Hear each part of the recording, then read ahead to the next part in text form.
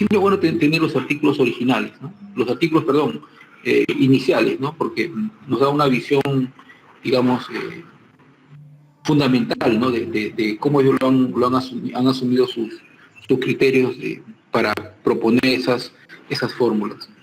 ¿Ok? Entonces, chicos, por ahí estamos bien. Ahora vamos a empezar ya con nuestra clase. Bueno, entonces,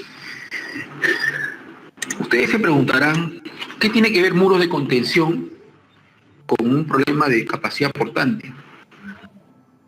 Y tiene que ver mucho porque es en los muros de contención, o sea, en el cálculo de la capacidad portante del muro de contención, en donde prácticamente se consolida todo lo que hemos estudiado en relación a las variantes de cálculo, ¿no? Muchas veces, cuando se diseñan los muros de contención y cuando nos dicen para evaluar su capacidad portante, tratamos el muro de contención como si fuese una cimentación, una cimentación clásica, ¿no? Si tenemos la base, le aplicamos ese valor de B a la ecuación de Terzaghi, ¿no? O a la ecuación de Bessy, y simplemente calculamos como si fuese una fuerza, una carga en el centro.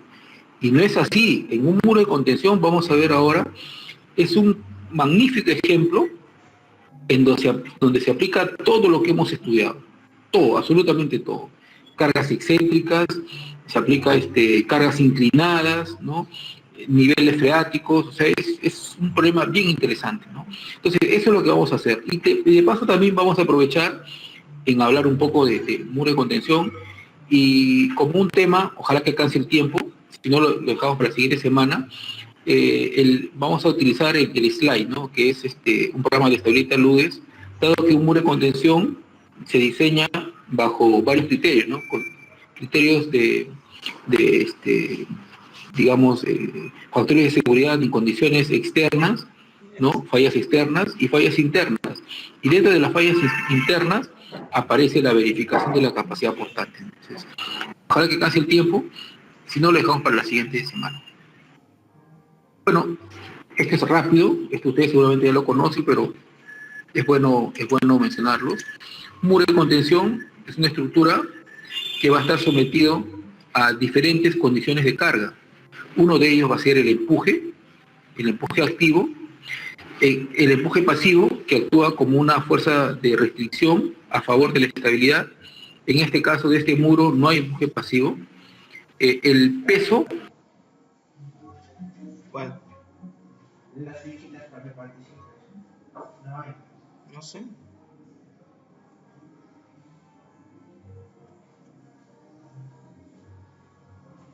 No se está viendo las diapositivas. Ah, ¿no se ve? Wow.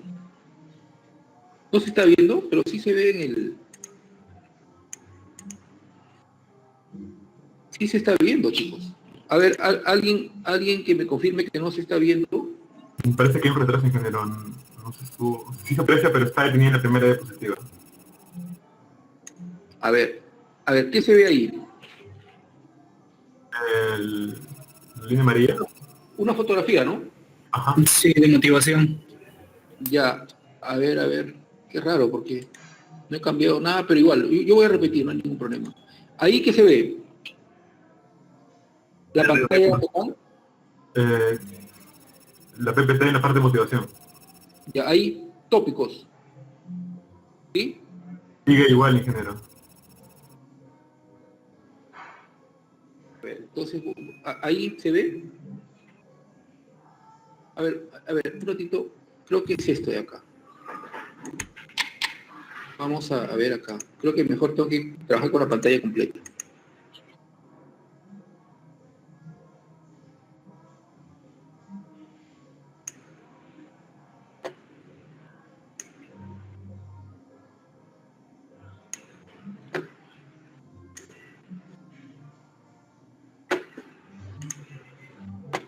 Ahí se ve la pantalla. Y ahora se puede Sí, visualizar. Ya. A ver, ¿me confirman si se ve la pantalla completa? Sí, doctor, está completo. Entonces, ya, listo. Entonces, como estábamos conversando, ¿no? Eh, Aquí se ve en esta figura el diagrama de fuerzas que actúan en un muro de contención, ¿no? Y esas fuerzas están asociadas a su forma de falla. Por ejemplo, eh, los muros tienen como función sostener, ¿no? Un material, ¿no? que al final es el material a contener. Ese material me genera un empuje activo, ¿no? Después, algunos están empotrados, otros no, en este caso no está empotrado. Cuando están empotrados se genera un empuje pasivo. Después también estos muros tienen una especie de una base, ¿no?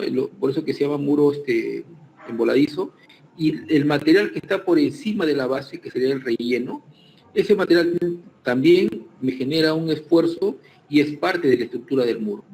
Entonces, ante esas fuerzas, ¿qué se generan? Se pueden generar fallas, por ejemplo, de deslizamiento, se pueden generar fallas, digamos, a ver, ¿dónde está esto? Se pueden generar fallas de deslizamiento, se pueden generar fallas por volteo, se pueden generar fallas por corte. Estas fallas por corte son las de capacidad portante y se pueden generar fallas generales. Entonces, eso, digamos, tenemos que entender para establecer cuáles serían los criterios de análisis de un muro. En lo que respecta a los empujes, hay tres tipos de empujes, ¿no? Hay un empuje activo, que es generado por la masa a ser retenida. Hay un empuje pasivo, que es generado por el empotramiento, que eso va a favor. Y hay un empuje neutro. El empuje neutro se genera digamos que sería de igual forma de un empuje activo, pero acá hay una diferencia, que la estructura no se está moviendo. O sea, cuando yo tengo una estructura que está conteniendo a una masa, pero esta estructura no se desplaza, ¿no? Está sosteniendo, no solamente sostiene, sino que evita movimientos, ese empuje que se genera, ese empuje que se calcula, se llama empuje, se calcula como una condición en reposo, ¿no? Entonces, estos son los tres cálculos de los empujes. Dentro de los cálculos de empujes también hay dos grandes grupos, ¿no? Uno es a través de la metodología de Rankine, que se considera para muros lisos, y la otra es a través de la metodología de Coulomb, que es para muros rugosos, ¿ya? Entonces, esta es la ecuación clásica del empuje en reposo, ¿no? La ecuación de Yaqui, ¿no? K0, 1 menos seno de phi, considerado básicamente para suelos granulares. Después viene, en el caso de arcillas, normalmente consolidadas, o sea, arcillas, las que tenemos acá, generalmente en Perú, ¿no? Se calcula a través de esta fórmula, ¿no? Donde el ángulo de fricción es el ángulo en condiciones drenadas, ¿no? De la arcilla, ¿ya? Ahora, ¿cómo se calcula el empuje, ¿no? El coeficiente de empuje tiene esta expresión, cuando es activo y cuando es pasivo. Y el empuje se calcula como el área del esfuerzo que se genera en esa pantalla, ¿no? Entonces, también hay formulaciones cuando el material a ser, digamos, contenido, tiene un cierto ángulo de inclinación. Entonces, ahí aparecen formulaciones cuando ya existen superficies inclinadas, tanto para la consideración de empuje activo como para la consideración de empuje pasivo. Ustedes, yo también me he preguntado, ¿no? En los libros aparece esta expresión de acá. ¿Qué significa esta expresión dentro de mi punto de vista pasivo? No es que, que un muro de contención soporte un empuje pasivo. Lo que pasa es que acá lo que me está representando este esquema, en realidad representa a la parte empotrada del muro. Cuando yo tengo un muro digamos, un muro pantalla, por ejemplo, aquí está material en la parte superior, un desnivel, y aquí está el lado empotrado. Esta parte que está acá, voy a enfatizar, esta parte es esta parte de acá, ¿ya? Y esta parte de arriba, esta parte de acá, es esta parte de acá. ¿Por qué? Ahí puede generar una confusión en interpretación. Miren, acá está aplicando una fuerza, ¿ya? Y el muro se está desplazando. Ese es el activo. En cambio, en esta parte de aquí, ¿qué es lo que está pasando? El muro, producto del empuje activo, ahora el muro está aplicando una fuerza sobre el suelo. Por lo tanto, el muro se está moviendo, pero como que comprime a este relleno. Entonces, es lo que aparece acá, ¿no? Aquí el muro se está moviendo, esto se está desplazando así, y aquí el muro se está moviendo así, por eso que la línea de falla está por acá, ¿ya? Es medio confuso esta gráfica, pero es bueno explicarles. Cuando ustedes lean el libro, ¿no? Los libros tienen a veces esa confusión, ¿no? Entonces, es bueno aclarar eso. Hay varios tipos de muros, ¿no? Gravedad, que trabajan al peso, muros empotrados, muros en voladizo. Empotrado porque el empotramiento de alguna manera resiste este empuje activo, y los muros anclados, ¿no? Estos son en general, digamos, estructuras que se ve, digamos, a diario. Los muros de contención, ya a veces cuando son de una altura elevada, tienen contrafuertes. Y por ejemplo, yo les cuento una anécdota, ¿no? Eso fue hace como, será 4 años atrás. Me invitaron para verificar, no sé si ustedes se deben ubicar en la vía expresa en Lima. Hace poco hicieron un puente que cruzaba Surquillo para Miraflores, ¿no? No recuerdo el nombre del puente, pero es que estaba más o menos a la altura de la avenida Angamos. Entonces ahí tuvieron que eliminar parte de los muros de la vía expresa para reforzar ese muro y para que pueda soportar la carga del tablero del puente, ¿no? Y ahí me pareció curioso porque los muros de la vía expresa tienen contrafuerte. No tengo la foto ahí, pero lo tomé una foto en esa época. Y interesante, ¿no? Y más o menos se parece a esta fotografía que estoy colocando.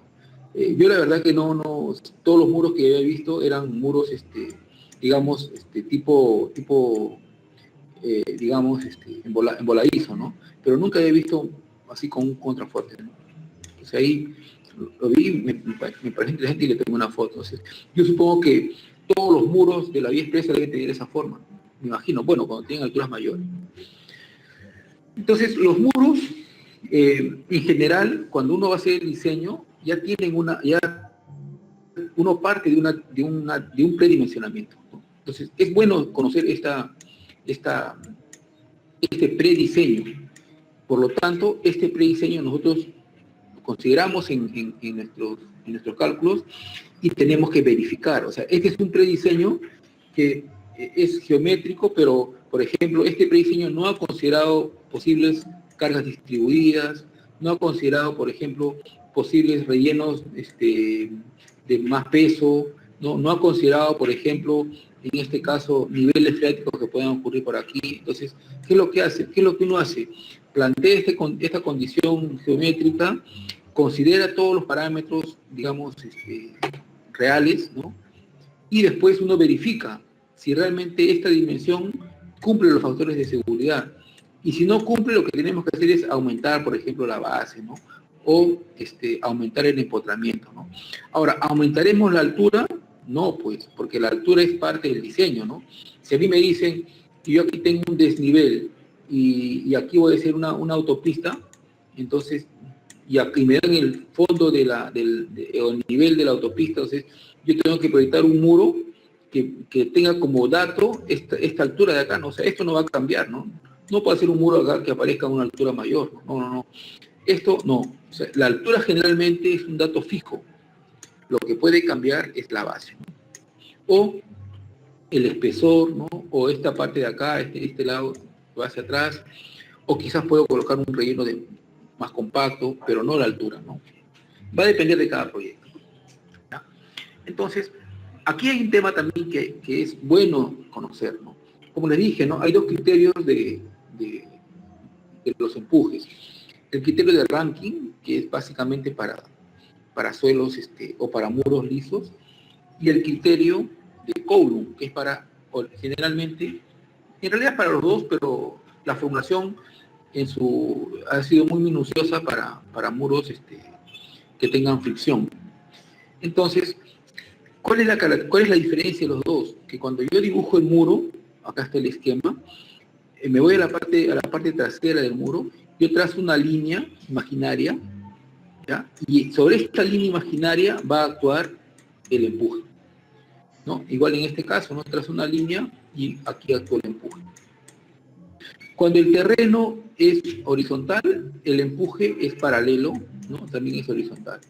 Si el terreno fuese inclinado, el empuje también es paralelo a la superficie inclinada.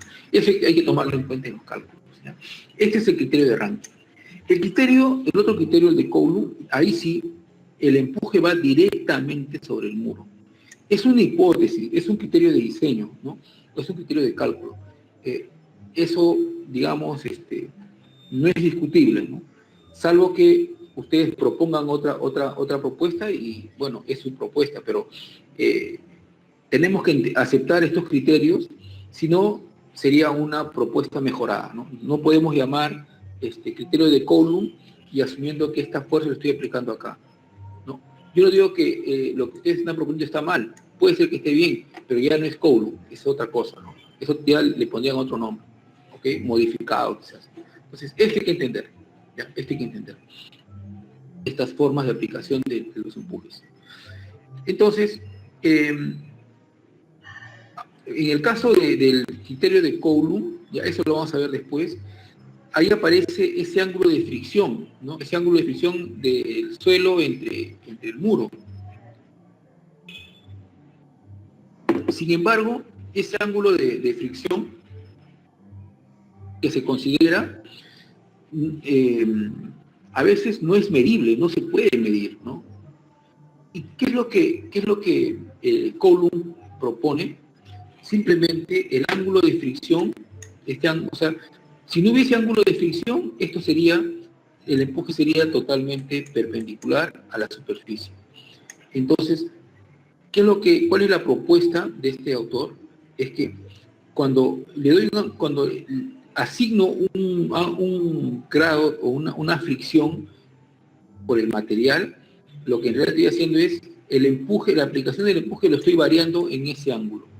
O sea, en otras palabras, es que el ángulo de fricción entre el suelo y el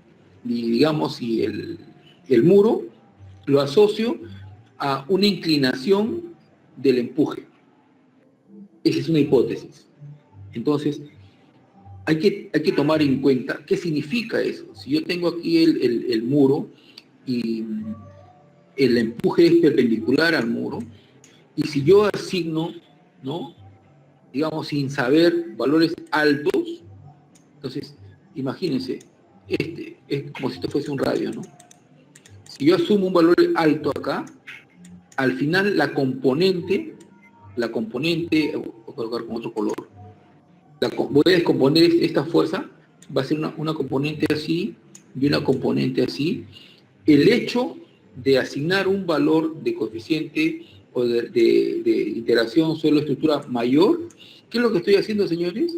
Estoy haciendo de que el empuje de este material es un valor menor. Entonces, eso es, hay que tener mucho cuidado. En otras palabras, yo estoy diseñando un muro que me va a soportar menos carga, ¿ok? Porque esto es mayor, ¿no? Entonces, hay que tener en cuenta eso en la formulación. No es cuestión de colocarle números, ¿no? Es decir así, bueno, en el libro dice que esto varía de 0 a 30. Estoy siendo conservador, voy a colocar 30 grados. El hecho de colocar 30 grados significa que yo voy a mover estos 30 grados y por lo tanto el empuje que estoy considerando va a ser un empuje más pequeño, ¿ya? Es bueno saber por eso las ecuaciones, ¿no? Hay que entender las ecuaciones.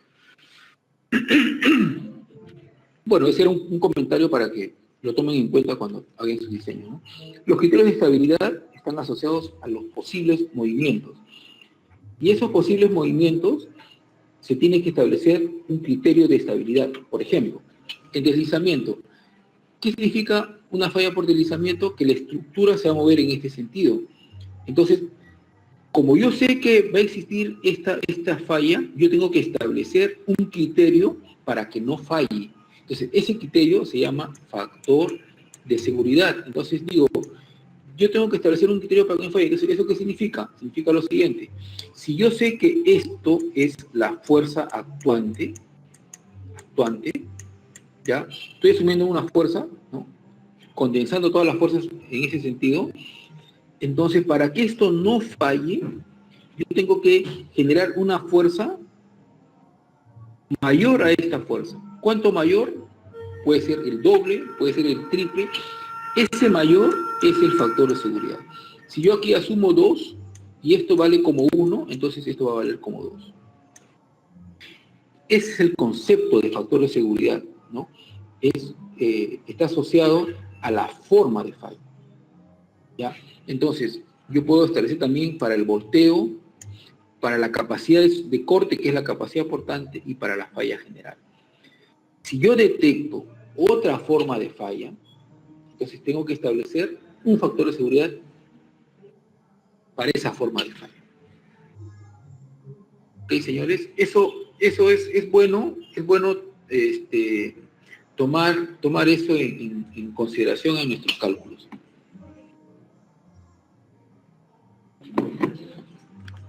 Sigamos. Aquí están los criterios de estabilidad. Siempre, señores, yo les sugiero que de vez en cuando revisen las normas, ¿ya? Y al final, como un dato, digamos, de diseño mínimo, tienen que cumplir las normas. Si ustedes diseñan con un factor de seguridad mayor, bien, ¿no? Si diseñan con un factor de seguridad menor, entonces ahí se tiene que justificar por qué es menor, ¿no? Porque va en contra de lo que dice la norma, para evitarse problemas, ¿no? Entonces, eso tienen que verificar. Entonces, ¿cuáles son los criterios de estabilidad de volteo? Simplemente yo voy a calcular un momento actuante y voy a calcular un momento resistente, ¿ya? Pero la pregunta es, ¿y estos momentos actuantes resistentes cómo lo calculo? Tengo que conocer la configuración geométrica. Por lo tanto, la configuración geométrica para el cálculo de la estabilidad del volteo ya tiene que estar dada. O sea, que yo tengo que partir de una configuración geométrica. Y esa configuración geométrica es la que en un inicio les mostré como un criterio de diseño, ¿no? O una condición mínima de diseño. Entonces, como les dije, yo voy a establecer mi muro, propiamente dicho, este es un muro en gravedad, este es un muro en polarizado. Entonces, yo defino mi condición geométrica, voy a definir los materiales del relleno, materiales de la cimentación, si hay empotramiento, defino los empujes que están ahí mostrados en este caso, y ahora lo que voy a hacer es encontrar las fuerzas. Entonces, yo tengo que encontrar esta fuerza, la fuerza del peso de la estructura, la fuerza del peso de esta masa, y como es volteo, voy a tener que considerar un punto de giro, entonces, y también el empuje pasivo. Entonces, yo voy a tener que girar en relación a este punto, ¿no? Esto no se considera, por si acaso, para la fuerza, solamente se consideran las fuerzas que realmente generan movimiento, ¿no? Sería esta fuerza por esta distancia, esta fuerza por esta distancia, y esta fuerza por esta distancia. Entonces, ¿cuáles son las fuerzas a favor? Las fuerzas a favor son aquellas que me generan este movimiento. Sería el relleno y el empuje activo y el peso del bloque. ¿Cuáles son las que me generan momentos en contra? Sería, digamos, esta fuerza, el empuje, ¿no? Y básicamente eso, ¿no? Y si hay sismo, habría una fuerza de sismo. Entonces, eso es lo que se hace con relación al empuje, ¿no? Entonces, aquí, primero lo que tenemos que hacer es calcular cuál es el momento que me genera el empuje pasivo o el empuje activo. Entonces, y si yo tengo un empuje activo que de alguna forma, ese empuje activo, o yo tengo una superficie inclinada, entonces lo que tengo que hacer ahí, en ese caso, cuando es inclinado, este es mi empuje activo, si yo voy a tener que descomponer, ¿no? Uno en una componente horizontal y otro en la componente vertical. Entonces, por eso que aquí aparece, ¿no? Que el momento es generado por la componente horizontal multiplicado por h tercios. ¿Qué cosa es h tercios? Es la distancia, ¿no? Esta altura entre 3, ¿no? Eso es. ¿Ok? Entonces, es h entre 3, ¿no? H entre 3. Bueno, y ahí voy a calcular los otros momentos que me representan una condición a favor, y después hago esa comparación, ¿no? Hago esa comparación, este es el momento en contra, y el otro es el momento, digamos, a favor. Pero para hacer esto, ya, lo ideal es hacer un metrado de cargas. Entonces, esta tablita ayuda bastante. ¿Qué significa esta tablita? En esta tablita, cuando yo tengo el muro de suelo reforzado, o el muro de contención, yo voy a dibujar, voy a particionar mi muro en figuras conocidas, o figuras geométricas definidas, ¿no? O sea, tipo triángulo, tipo rectángulo. Por ejemplo, si el muro tiene esta forma de acá, entonces, ¿yo qué voy a decir? Esta es una figura, digamos, el relleno lo voy a considerar como si fuese un rectángulo, esta parte de salida como si fuese un triángulo, este muro que era medio así trapezoidal, digamos, lo voy a dividir en dos, ¿no? Acá hay una zona 3 y una zona 4, esta de acá sí, bueno, una parte 5, ¿no? Y de acá también, bueno, básicamente eso, ¿no? Eso es como masa. Entonces, voy a hacer ese metrado de cargas. Voy a definir secciones, voy a calcular el área de cada sección, voy a multiplicar el peso. ¿Cómo se calcula el peso? Es el peso específico de ese material por esta área, y voy a estimar el brazo de giro.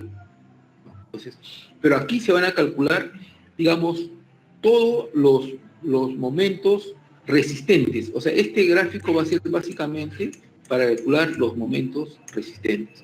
Entonces, ¿cuáles son los momentos resistentes? Son los que hay generados por el peso propio, por el peso del muro y por el empuje pasivo, ¿no?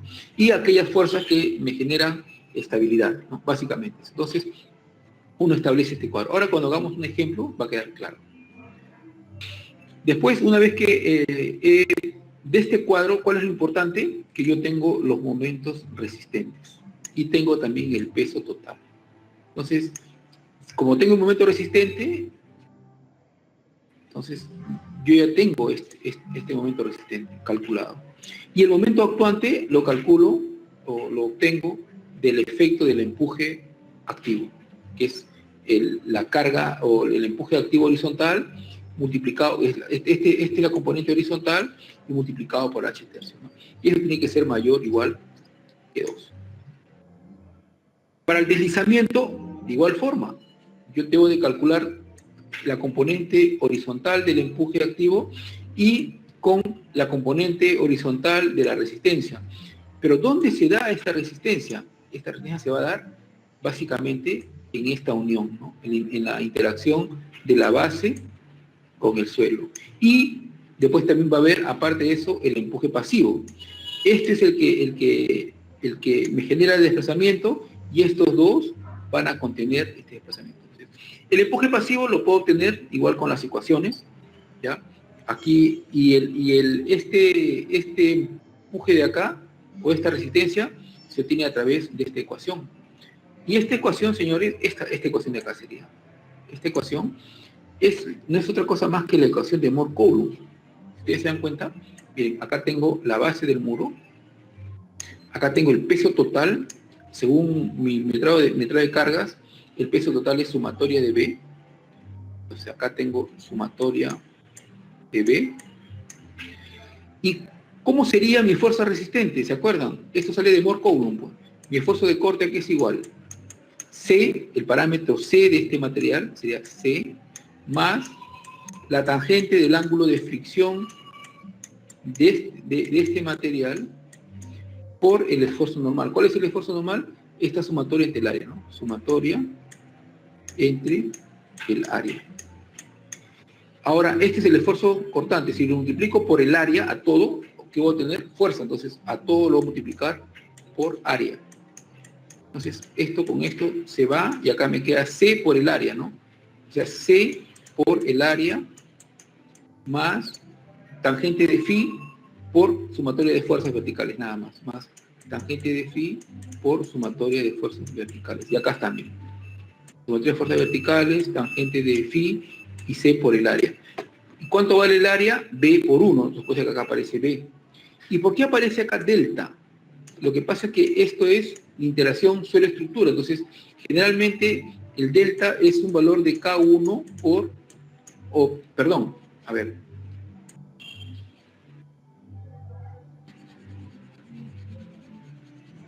Generalmente ese valor de delta se calcula a través de un parámetro, de un parámetro de interacción, ¿no? El delta va a ser igual a un K1 por Φ2 y el CA, este CA va a ser un K2, acá no es A, un K2 por C2, donde esto varía entre 1/2 a 2/3. Entonces, de esa manera yo correlaciono estos parámetros, que es un ángulo de interacción, ¿no? Y este es que se le ha puesto adherencia, pero en realidad es una fracción del parámetro C, ¿no? O de la cohesión. Entonces, eso se calcula por una especie de una reducción, ¿no? De los parámetros del terreno, dado que es interacción sobre estructura. Entonces, de esa forma se calculan las fuerzas resistentes y se le suma el empuje pasivo. Las fuerzas horizontales están asociadas, pues, básicamente, digamos, por la componente horizontal del empuje pasivo, ¿no? Después, no es otra cosa más que establecer las fuerzas resistentes entre las fuerzas actuantes. Y esto tiene que ser mayor que 1.5. Si esto no cumple, ¿qué es lo que tengo que hacer? Cambiar la base. No voy a cambiar la altura. Entonces, la base es lo que de alguna manera me genera una subida del factor de seguridad. Y hay que tener cuidado, ¿no? Tampoco no puedo aumentar la base, digamos, a una longitud mayor, porque el aumento de la base significa que a veces voy a tener que hacer excavaciones. Y ahí hay algunas propuestas, ¿no? ¿Cuáles son esas propuestas? Son las siguientes. En vez de aumentar la base, yo mejor le construyo un muro, como un dentellón, como un diente, ¿no? Y cuando el empuje me quiera generar movimiento, es este diente que me va a generar una continuidad del empuje pasivo. O sea que esto, si antes el empuje pasivo solamente era hasta aquí, ahora el empuje pasivo se extiende, se va a hacer este valor mayor, ¿no? Eso sería, ¿no? Eso sería el efecto del dentellón. ¿Ok? La estabilidad del corte es cálculo de la capacidad portante. Y eso es donde vamos a entrar con cierto detalle. Una pregunta hasta ahí, señores, hasta antes de entrar a la capacidad portante.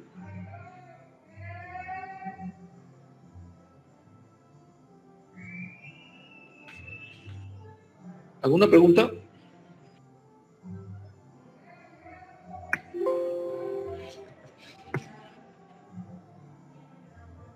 Disculpe, doctor, estas formulaciones fueron basadas para suelos granulares, ¿verdad? Para suelos granulares, claro. ¿Y por qué sería para suelos granulares? Esa es la pregunta que uno a ver, un ratito. Vamos a poner acá. ¿Por qué sería para suelos granulares? Porque generalmente los rellenos son de material granular, ¿no? Y en la base, ahí sí podría utilizar las formulaciones para suelos, dependiendo, ¿no? Si tengo un material arcilloso, utilizaría las formulaciones para suelos arcillosos, ¿no? Si tengo para suelos granulares, la que está ahí, ¿no?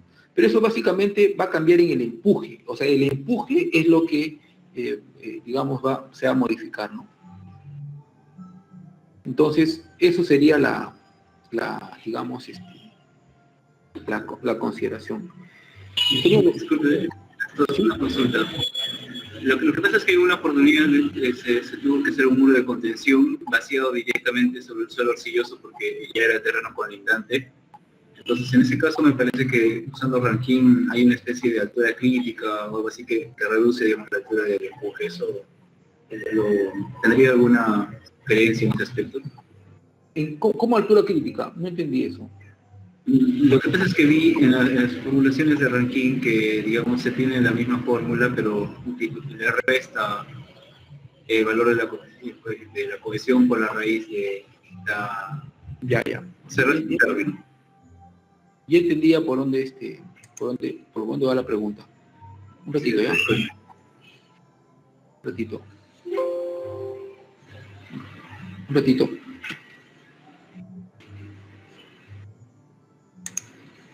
Ya entendí por dónde va la pregunta. Ya. A ver, voy a mostrarlo, ¿ya? Vamos a mostrar acá Sí, lo que pasa es que, como el curso no es muro de contención, por eso es que no he entrado en ese detalle, ¿no? Creo que a ver, vamos a hablar un poco sobre eso. A ver, lo que tú dices es cierto, ¿no? Miren, acá hay varias formas de interpretar eso. A ver, vamos a considerar este comentario.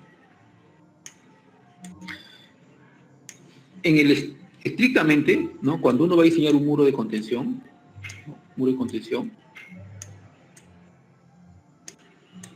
Lo que uno define es, a ver, inicialmente, digamos que este relleno va así, este es un talud. Yo acá voy a proyectar una estructura donde yo tengo una plataforma. Entonces, lo que se hace es, bueno, hago mi corte, ¿no? Esto acá elimino y voy a hacer también un corte aquí para construir el muro. Y después esto de acá viene así, ¿no? Entonces, este corte que está acá está asociado a esta longitud. Y lógicamente esta longitud haya sido previamente diseñada. Yo hago el corte y después voy rellenando, y así hasta llegar a esta estructura y llegar, digamos, a la condición que está ahí. Entonces, ¿qué es lo que se hace ahí? El empuje, este empuje está asociado a este material de relleno. Y el material de relleno tiene que ser un material, digamos, de cantera, y el requisito fundamental es que el contenido de fino sea casi cero. O sea, en otras palabras, estoy asumiendo que este material no va a tener cohesión, o sea, el parámetro C lo vamos a considerar como cero. Y por eso que en las ecuaciones del empuje no se considera digamos, el parámetro C.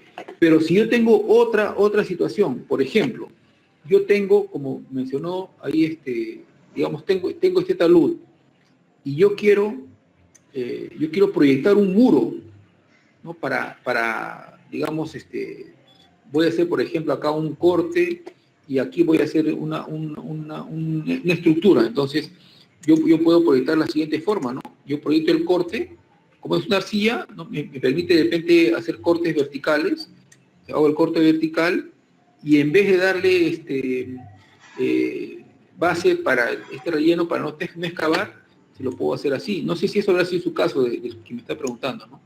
Y entonces tengo este caso, y ahora sí, este muro va a ser diseñado, pero con otras propiedades. Ahora sí, este relleno que está acá, sí va a tener C y sí va a tener Φ. O sea, esto va a tener C y va a tener Φ.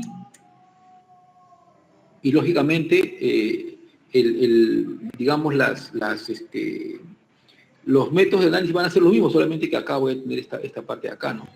Y aquí voy a ver seguramente bueno, de repente no hay ni siquiera empotramiento, ¿no? No sé cómo lo habrán proyectado, pero acá sí tengo material natural y material natural, o sea, no hay relleno acá. Por lo tanto, aquí sí, las formulaciones van a ser un tanto distintas, pero ojo, hay que tener cuidado con esto. ¿Ya? Primera cosa que hay que tener cuidado, la pregunta es, ¿este talud va a estar sometido a niveles de agua? Tengo que preguntarme eso. A diferencia de este caso, cuando, por ejemplo, esto se hace en carretera, ¿no? Cuando por acá hay agua, ¿ya? El agua a veces quiere entrar por acá, pero como este es un material granular, automáticamente baja. Y todavía, ¿qué es lo que han hecho? Se hace como un sobreseguro. Acá le colocamos una tubería, y todavía acá le colocamos unos tubitos para que en el caso, en un caso así fuerte, ¿no? El agua venga, esta agua de acá salga por acá. O sea, en otras palabras, como este material es de préstamo, yo estoy garantizando de que aquí no debe haber nivel freático. Entonces, y todavía acá se coloca un geotextil para que el fino no pase y no contamine este relleno, ¿no? Porque la idea es que este muro sea como una especie de un filtro, ¿no? Y no acumule por presión. Por eso es que en los cálculos de estabilidad de taludes o diseño del muro de contención, acá no se coloca agua. Porque cuando nosotros colocamos acá niveles de agua, este muro posiblemente va a ser, digamos, va a aumentar su base porque el nivel de agua me genera un empuje mayor. Ahora, en esta condición, ahí sí tengo que preguntarme, ¿no? Aquí sí, ¿hay agua? Sí, entonces yo acá tengo que considerar con nivel de agua. No me queda otra. ¿Ya? Entonces, acá sí hay nivel de agua. Pero en relación a la pregunta que hizo, es lo siguiente. Cuando yo tengo un muro, y acá tengo el terreno, acá el muro acá está apoyado, y este suelo es un suelo que solamente tenga ángulo de fricción, el empuje es como si fuese un empuje hidrostático, ¿no? Es como si fuese agua, ¿no? El empuje se calcula como el área de esto de acá, o sea que sería un medio de la base por altura. Pero cuando existe cohesión, ahí, la cohesión me genera una fuerza en un sentido contrario, o sea que la cohesión me genera una fuerza en este sentido, ¿no? Entonces, por lo tanto, ahí, cuando yo superpongo estos dos, imagínense, superponemos estos dos, ¿qué es lo que va a pasar? Voy a generar con otro color, a superponer, esto va a ser así.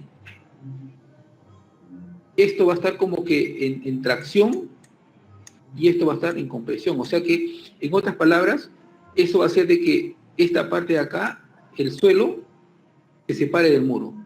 Por lo tanto, el empuje efectivo sería esta parte de acá. Eso, particularmente yo, no lo asumiría. Yo no asumiría eso. O sea que, porque, ¿qué significa que esto ocurra? Significa que mi muro va a soportar menos carga. O sea, el hecho de considerar esto va a soportar menos carga. Bueno, digamos que ya quiero optimizar, ¿no? Bueno, está bien, ya, esto entonces solamente tu empuje sería, digamos, este lado de acá, ¿no? O sea, en vez de considerar todo este empuje que es en suelos granulares, solamente vamos a considerar un empuje en este sentido. Pero, ojo, como este suelo es un suelo natural, aquí voy a tener que considerar agua. Y esto sí va a incrementar otro nivel de agua. Por lo tanto, el empuje que se va a generar va a ser un empuje donde se tiene que considerar ese nivel de agua. Y por lo tanto, este muro va a tener que ser un muro quizás más robusto. No sé si así fue lo que consideraste en este proyecto. No sé quién me preguntó. Eso sería la explicación a la pregunta. Doctor, muchas gracias. ¿Ya? Entonces, eso sería. Entonces, acá hay otras formulaciones, ¿no? Yo les voy a pasar un libro, el libro de Brajadas, que está al detalle esas consideraciones. Como les digo, cuando uno va a diseñar muros, ya uno tiene que estudiar teoría de empuje, ¿no? Entonces, para este caso, yo solamente he considerado una simplificación, ¿no? Que es para hacer los granulares. Mayores detalles, chicos, hay que revisar los libros, ¿no? Yo les voy a pasar los libros, esos libros que muestran eso, ¿no?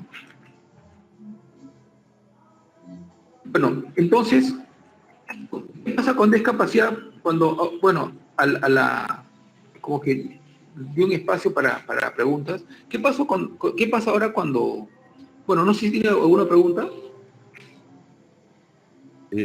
Sí, profesor, una consulta. Esa formulación del K activo también es aplicable a estribo de puentes, sótanos y cisternas. Va a depender de la forma de cómo trabaje el muro. Miren.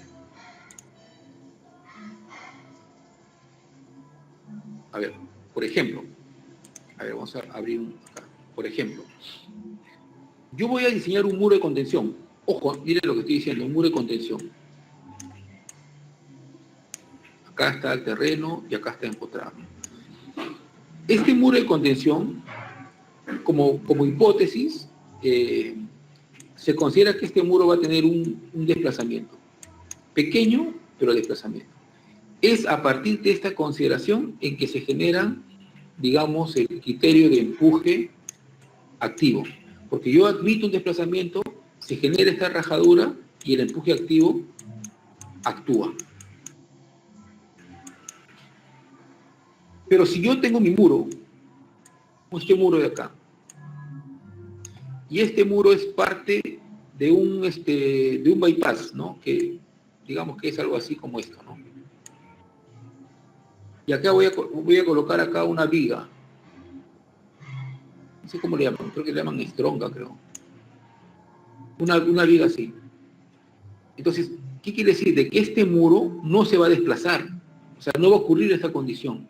Como este muro no se va a desplazar, el empuje que voy a considerar va a ser el empuje en reposo.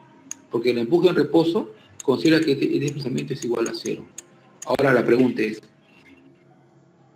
en el puente, lógicamente sí va a ser un empuje activo, pero en una edificación, ahí sí, o en un sótano, donde yo tenga, si es que yo tengo aquí una estructura que me genere que esto que no ocurra un desplazamiento, es el empuje en reposo. Pero si hay desplazamiento, va a ser el empuje activo.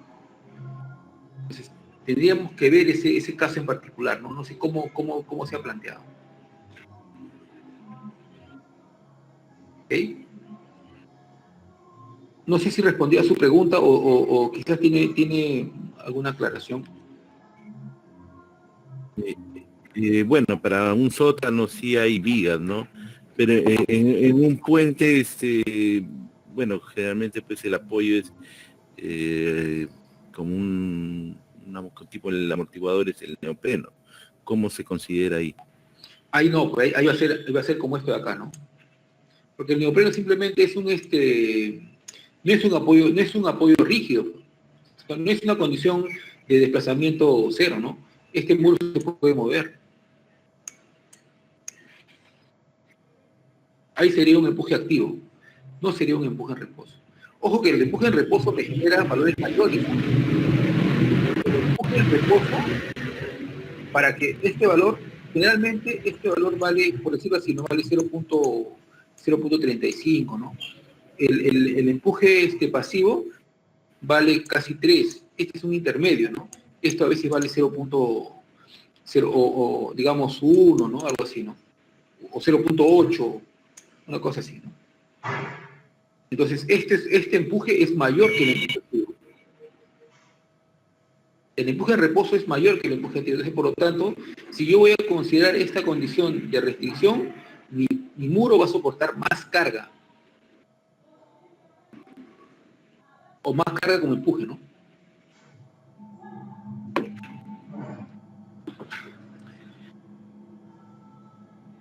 ¿Alguna pregunta, señores?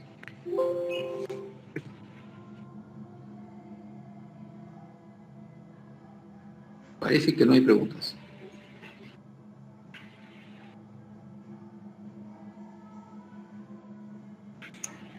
Bueno, entonces, ¿cómo es el criterio de estabilidad al corte en muros? Entonces, aquí sí acá sí entramos ya a lo que es nuestro tema, ¿no?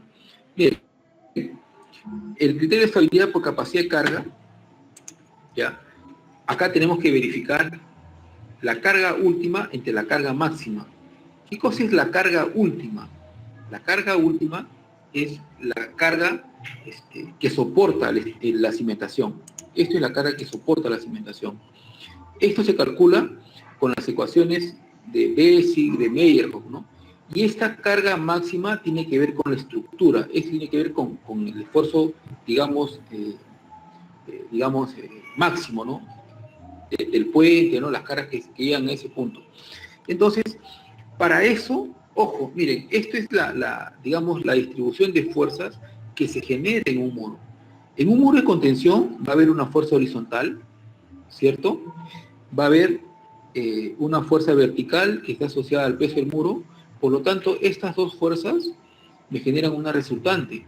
Y esa resultante ya es una fuerza inclinada. Por lo tanto, un problema de cimentaciones de muros, al inicio va a ser un problema de cimentaciones con cargas inclinadas, por un lado. Por otro lado, la sumatoria de fuerzas, ¿no? O sea, la fuerza total no está dada en el eje del muro. Va a estar en un punto diferente, ¿no? En este punto. Entonces, por lo tanto, ya un problema de muros de contención va a ser un problema de cargas excéntricas. Entonces ya tenemos las dos condiciones que hemos analizado. Y si a este muro yo le considero que en la cimentación existe agua, entonces ya es un problema general, un problema completo, que tiene fuerzas inclinadas, momentos, ¿no? Porque hay excentricidad, y tiene nivel freático. Entonces, por eso que es importante entender cómo funciona la cimentación de un muro. Entonces, ahí toma sentido todo lo que hemos estudiado antes, ¿no? Ustedes se preguntarán, ¿pero por qué fuerzas inclinadas? No es que sea una fuerza inclinada, la resultante es inclinada. ¿Por qué cargas excéntricas? Porque las fuerzas totales del muro y del relleno no pasan por el eje, pasan por un costado, ¿no? Y el nivel freático porque, bueno, eso sí, ¿no? Puede estar sometido a un nivel freático, digamos, por causas pues, cercanas a un río, ¿no? Algo así. Entonces, ¿cómo se calcula esa inclinación? Esa inclinación se calcula a través del arco tangente de la fuerza del empuje, que sería este valor, entre el esfuerzo, digamos, o la carga vertical total. ¿Esto de dónde lo he obtenido, estas cargas? De mi metrado de cargas, de ahí se ha obtenido, ¿no? Entonces de ahí calculo el phi, ¿no? O sea, la inclinación. ¿Cómo calculo por la ecuación este valor de K máximo? En realidad es un valor máximo entre estos dos puntos, o sea, porque la fuerza que actúa, que genera el muro sobre la estructura, me genera una especie de un desbalance. Entonces, yo puedo calcular ese valor máximo lo calculo con esta expresión. El máximo se va en la punta, es la sumatoria de fuerzas verticales que es conocido, B y L, que son dimensiones del muro, la excentricidad, que tiene que ver con la aplicación de la fuerza, ¿ya? Entonces, aquí se calcula el valor máximo. O sea que, para calcular este valor máximo, yo tengo, ¿qué cosa tengo que conocer? La excentricidad, porque B y L es dato, y eso también es dato. ¿Cómo calculo la excentricidad? Lo calculo de esta expresión. ¿Qué cosa es? Es B medios, dato, entre el momento neto. ¿Qué cosa es el momento neto? Es el momento resistente y el momento actuante. Eso se puede calcular con la configuración geométrica, dividido entre la sumatoria de fuerzas. Se calcula la excentricidad. Esa excentricidad tiene que ser menor, tiene que ser mayor que B sextos, ¿ya? Porque si no, el muro va a estar a un lado, una parte de la base se puede desprender. Entonces, mejor es garantizar que todo esté en contacto con el suelo. Entonces, para eso tienen que cumplir esto. Entonces ya conozco el K máximo. O sea que de la verificación ya conozco esto de acá. ¿Qué cosa me faltaría conocer? Esto de acá. ¿Cómo calculo el valor de la capacidad última? Ahí aplico Meyerhof, o Hansen, ¿no? Esa es la ecuación. De aquí, ¿qué cosa va a cambiar? Este valor de B. ¿Por qué? ¿Por qué cambia este valor de B? Porque según este problema hay excentricidad. Entonces, esto cambia. Después, ¿qué otra cosa va a cambiar? Si hay nivel freático, va a cambiar el valor de Q, y como también he cambiado B, van a cambiar todos los parámetros donde involucre B, ¿no? Entonces, de esa manera, se tiene la capacidad última. Se calcula ese valor y se verifica con este factor de seguridad. Entonces, eso sería el criterio de análisis de estabilidad de un muro. ¿Alguna pregunta para hacer un ejemplo? Acá hay un ejemplo. ¿Alguna pregunta, señores, antes de empezar el ejemplo?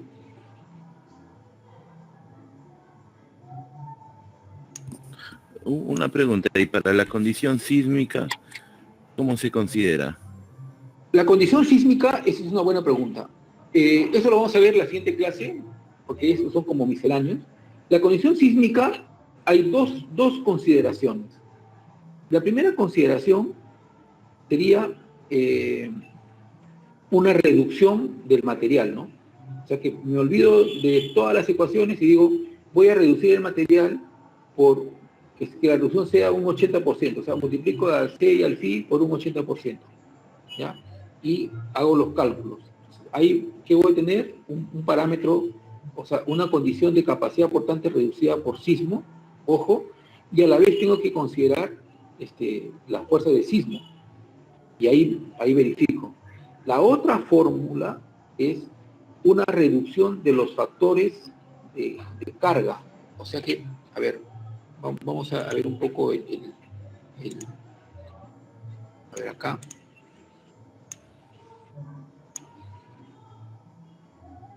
Cuando es por sismo,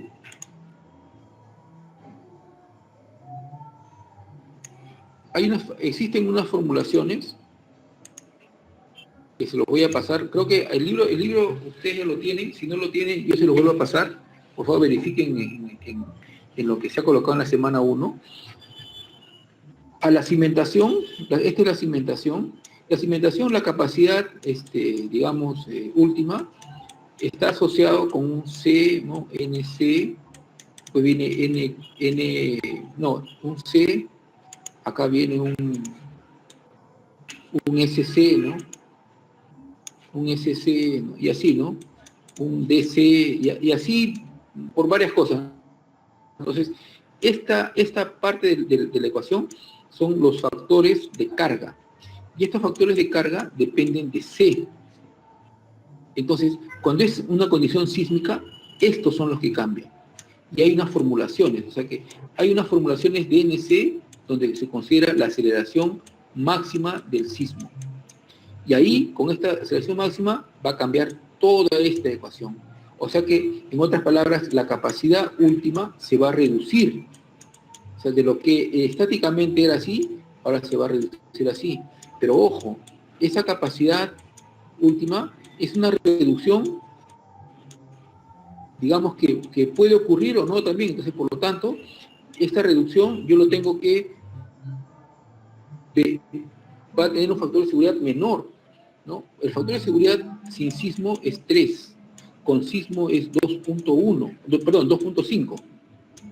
Entonces, aquí ustedes se preguntarán, ¿pero por qué menor? Si acá estoy reduciendo, ¿no? Lo que pasa es que esto es una condición, digamos, de análisis que digamos, no puedo ser muy riguroso porque si no voy a tener que colocar una cimentación mayor a la condición estática. Entonces, esta es la justificación. Entonces, y la fuerza que voy a considerar va a ser una fuerza más la fuerza por sismo que el estructural me tiene que dar, ¿no? Esta fuerza, digamos, de diseño. Entonces, esta fuerza, comparada con esta fuerza, tiene que ser mayor que 2.5. Esa es la consideración. Hay unas ecuaciones que cambian los factores de carga. El resto se mantiene constante, no va a cambiar. ¿Ok? Existe otra consideración en donde dicen, esto es una consideración práctica, ¿no? Que lo hacen así a grosso modo. Lo que hacen es, esta carga, la carga estática, ¿ya? Lo multiplican por 1.5. O sea, no necesito conocer la carga dinámica. Pero esta es una consideración de diseño, ¿no? Y el factor de seguridad hago que sea 2.5. Entonces, es como si estoy considerando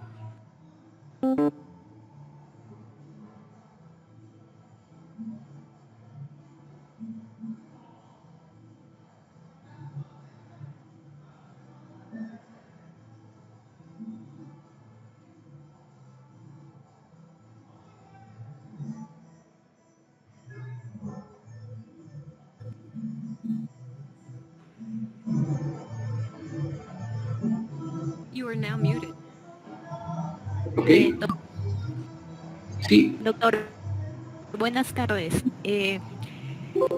Bajo el ejemplo que que acaba de dar de los muros, entonces para la determinación de la capacidad última del terreno siempre se tendría que tener en cuenta la excentricidad, porque en cualquier Claro. tipo de estructuras no siempre las cargas pues caen en el eje, ¿no? Exacto. Cuando las cargas no caen en el eje, así no sea un muro de contención, puede hacer de que exista un momento, porque el momento también me genera excentricidad. Yo tengo que aplicar las ecuaciones pues, que involucren la reducción de la base de la zapata. Como en este caso, ¿no? Acá estoy reduciendo. Este B asterisco va a ser B menos 2 veces de excentricidad.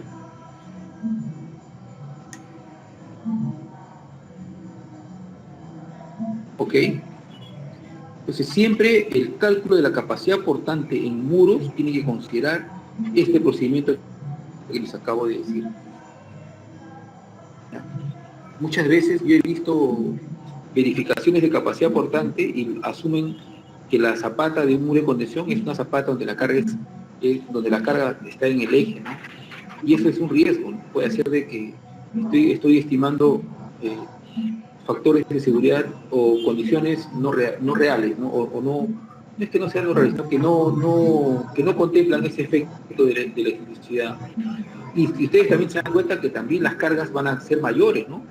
Porque la carga distribuida ya no va a ser esta carga que es fuerza entre área, ¿no? Que es esto de acá, ¿no? Fuerza entre áreas, sino que también le estamos aumentando, ¿no? Por ese efecto de la electricidad, o sea que estamos considerando fuerzas por dos lados, fuerzas tanto como carga, como esta carga de acá, la carga de aquí, esta carga, aquí también estamos incrementando y aquí estamos reduciendo. Entonces, ahí, para esas dos condiciones que son desfavorables, se tiene que verificar la capacidad de la cimentación.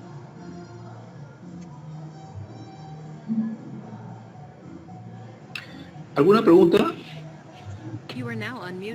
Sí, doctor, buenas. He revisado una bibliografía donde recomienda, por ejemplo, cuando tengo carga sísmica para el cálculo de la zapata o de la cimentación, recomienda que si voy a utilizar esas cargas sísmicas, tanto carga muerta, carga de sismo o momentos, considera que la capacidad portante del suelo se debe incrementar por 1.33. No sé qué tan válido es eso. Pero en realidad la capacidad portante no puede aumentar. La capacidad portante va a reducir. Bueno, lo hacen por el criterio de que supuestamente es poco probable de que el edificio esté cargado con toda, bueno, a lo máximo, igual que el sismo, se dé el sismo, ¿no? Entonces el autor indica de que se podría, en este caso, incrementar a 1.33. A ver, pásame esa información, pues. Yo la verdad que creo que es no sé, mejor pásame la información, lo reviso y comentamos la siguiente clase, porque en la formulación que se tiene, que está en los libros que les he pasado a ustedes, la capacidad de carga disminuye por el sismo. Ya, le voy a enviar a su correo, gracias. Sí. Porque miren, a ver, voy a abrir el archivo, este archivo que tengo, ya para que quede claro, porque es bueno que esto quede claro. A ver, ¿dónde está? Yo les he pasado eso a ustedes.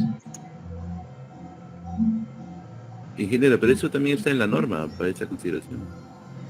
Está bien, pero a ver, puede estar en la norma, pero una cosa es diseño y otra cosa es cálculo. Hay una gran diferencia. O sea, cuando a mí me dicen calcular la capacidad portante de un suelo que está sometido a un sismo, entonces yo voy a calcular esa capacidad portante. Ahora que en el diseño le dicen que tengo que sumar, a ver, pásenme esa información, yo no sé si está mal interpretado, ¿eh? Si pueden me la pasan ahorita y lo vemos. A ver, ¿dónde está esto? Eso está, creo que aquí. Yo creo que les he pasado a ustedes esa información.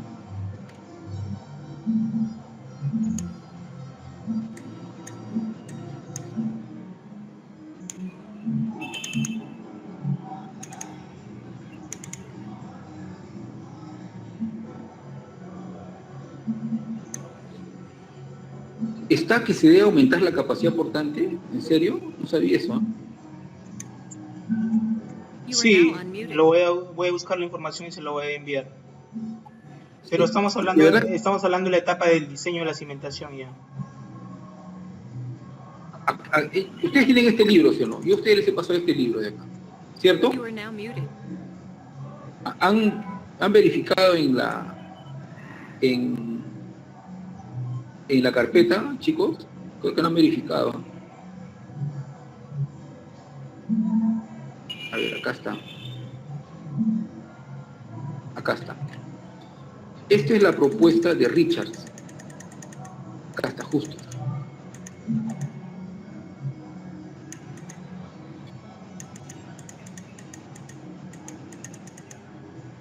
A ver, vamos a ver ya. Mire, acá hay una propuesta, dice, ¿no? Capacidad portante bajo cargas sísmicas.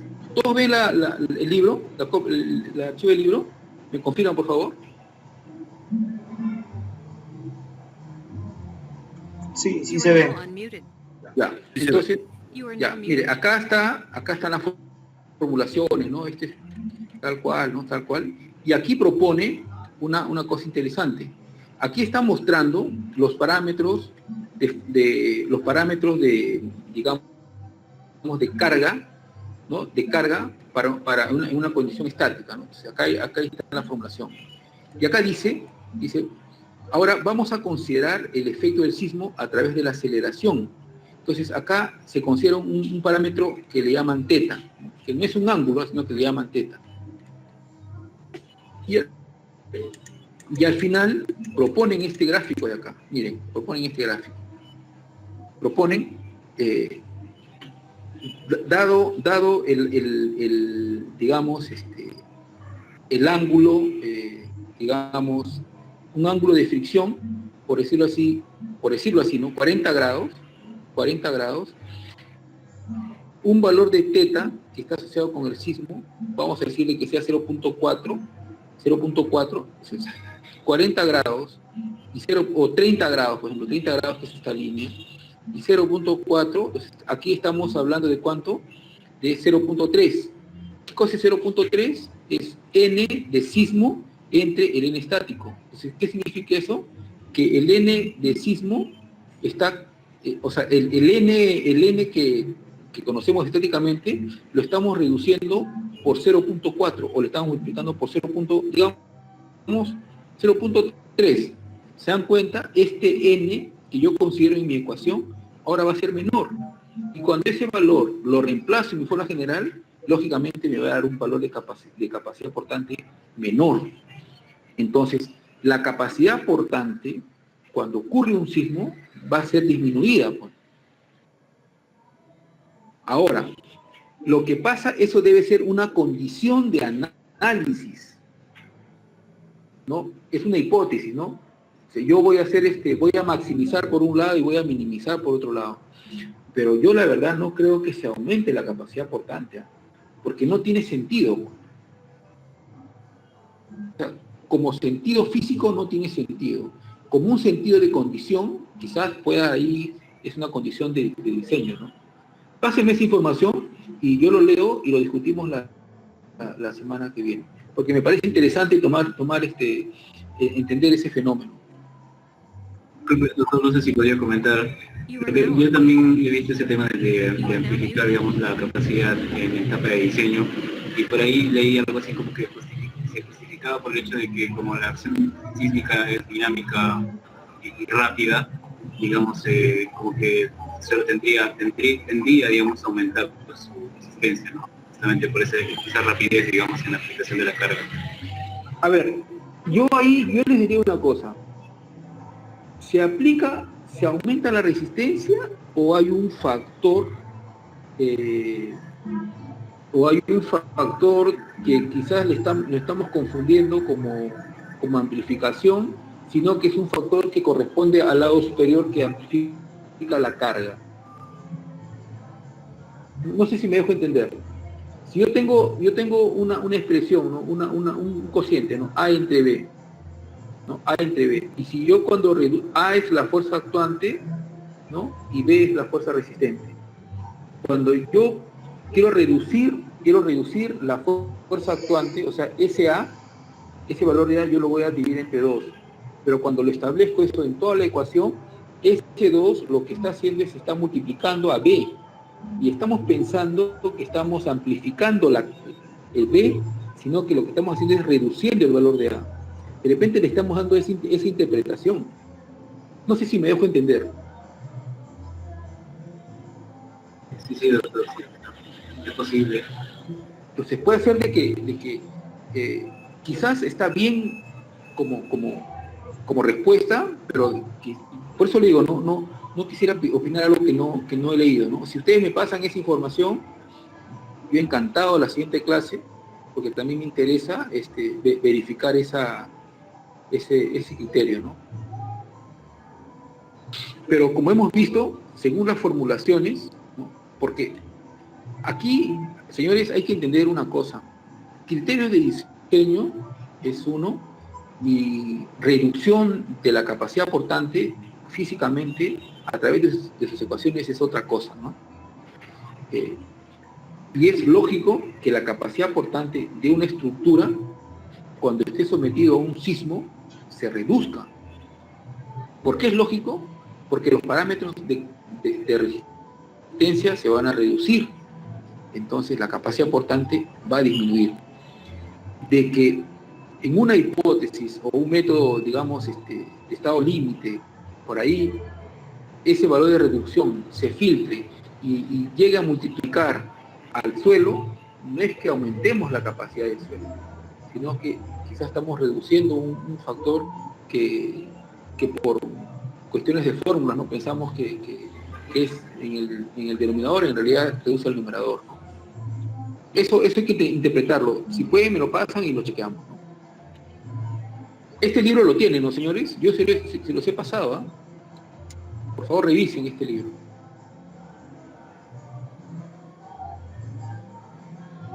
¿Alguna pregunta para seguir con el ejemplo?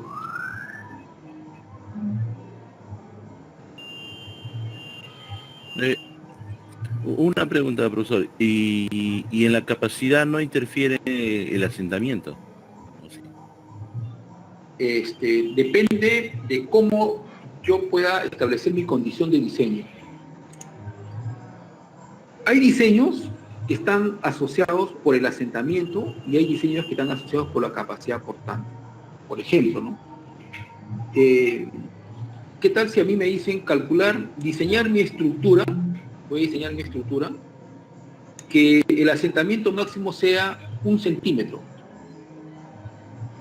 Entonces, yo les pregunto a ustedes, ¿no? y pregunto a todos, ¿no? ¿La capacidad portante en su cálculo involucra asentamientos? O sea, ¿involucra cambios de posición? No. Entonces, lo que tengo que hacer ahí es utilizar mis ecuaciones de asentamiento. ¿Y cuáles son mis ecuaciones de asentamiento? Es esta de acá, por ejemplo, ¿no? Ahí hay un doble cálculo. La ecuación del asentamiento es algo así como esto, ¿no? Es Q, que es la carga distribuida, multiplicado por B, que es el ancho de la zapata, o sea que acá tengo un ancho de zapata B, ¿ya? Multiplicado por 1 menos Poisson, que es la condición de elasticidad, ¿no? Y por un factor de forma, ¿no? Y todo esto dividido entre el modo de elasticidad. Modo de elasticidad del suelo, juntamente con el Poisson. Cuando se habla de asentamientos, el material se considera en una condición, digamos, o basada en una condición de elasticidad. No es que sea elástico, sino que las ecuaciones están basadas en la elasticidad. ¿Por qué? Porque ahí aparece la reducción, nos aparece el desplazamiento. Entonces, esto es la ecuación. Si a mí me dicen calcular la capacidad portante que soporte solamente 1 centímetro, entonces ¿yo qué tengo que hacer? Le voy a dar un asentamiento de 1, acá le voy a dar el asentamiento de 2 centímetros. Como esto es conocido, porque yo he hecho mi investigación de suelo, esta base también es conocida, y yo estoy asumiendo una base, esto es conocido, entonces ¿qué cosa voy a calcular? La carga actuante. Y voy a calcular aquí la carga actuante. ¿Cuánto es la carga actuante? Digamos que acá me sale, pues, ¿no? 3 kilogramos por centímetro cuadrado. Ah, ya. Yo sé que mi estructura tiene que soportar 3 para que se asiente 1. Entonces, ahora esto aquí va a ser igual, esto va a ser igual a la capacidad última entre el factor de seguridad. Y a partir de ahí, yo voy a, como aquí he asumido un B, ¿no? Acá voy a empezar a asumir ese B. O en todo caso lo dejo como variable, acá lo dejo como variable B, y aquí también depende de B, es función de B. Y aquí voy a tener una ecuación cúbica. Resuelvo esta ecuación y calculo B. Es así que se calcula cuando yo voy a acondicionar a que mi cimentación soporte o tenga un asentamiento, digamos, definido, ¿no? Por el proyecto, ¿no? No sé si se entendió esta forma. Si no se entendió, se entendió, ¿no? Cierto. ¿Ya? Entonces, eso ahí es cuando yo diseño por asentamientos. O sea, diseñar por asentamientos significa que yo tengo que calcular una carga que está asociada a este asentamiento. Este es como carga actuante. Entonces, esa carga actuante, ahora esa carga actuante le voy a transferir ya a través de la ecuación de Meyerhoff o Hansen, ya, y voy a, con esa carga actuante necesaria, voy a calcular el ancho de la cimentación, ¿no? Y para hacerlo más interactivo, en esta ecuación que he mostrado, lo dejo evidenciado, la longitud B, ¿no? Y aquí también depende de B, y acá tengo una ecuación cúbica, ¿no? Y calculo la ecuación, resuelvo y me sale el ancho de la cimentación. Esa es la forma de calcular. Doctor, ese asentamiento en todo caso sería para, digamos, este asentamiento inmediato que le llamamos, ¿verdad? Claro. Ahora, si tienes un suelo arcilloso, también aplicas la ecuación para el suelo arcilloso, ¿no? Que es un asentamiento primario. Pero el procedimiento es eso, ¿no? El procedimiento, o sea, esta es la idea. El procedimiento es que primero calculo cuánto de carga necesito para poder definir mi asentamiento que me están diciendo que no me debo de pasar. Ya, entonces defino, me dicen que no me debo pasar 1 centímetro y calculo mi carga actuante. Esa carga actuante lo voy a igualar a mi carga, a mi carga admisible, ¿no? Que conozco las ecuaciones. Y ahí genero una ecuación, una igualdad y resuelvo y calculo el valor de B. O sea, esto es cuando tengo suelos gravosos, y si tengo suelos arcillosos, tendré que sumarle el asentamiento primario, ¿no? Por consolidación primaria. Ya, eso sería la forma.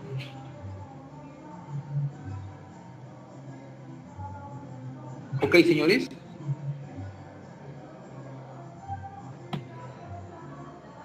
Listo. Entonces, no sé si tenía alguna pregunta.